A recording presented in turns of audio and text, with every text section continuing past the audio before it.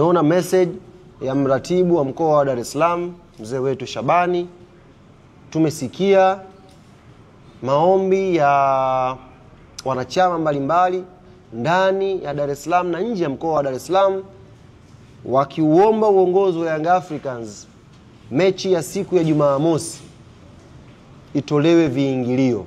Sasa asubuhi leo viongozi wamekutana na wamelichakata hili jambo kwa picha kubwa. Kwa hiyo ambacho uongozi wa klabu ya Young Africans umekubaliana, mechi hii ya Jumamosi Benjamin Mkapa dhidi ya Silver Striker, mechi hii ya maamuzi ya kuipeleka Young Africans kwenye hatua ya makundi ya CAF Champions League msimu huu, mechi hii imeondolewa viingilio majukwaa yote isipokuwa jukwaa la VIP A na jukwaa la VIP B limekuwa reserved kwa wageni ambao wataalikwa. Kwa mfano tunao wanachama wetu ambao wao wanalipa ile huduma ya Black Card shilingi milioni 1.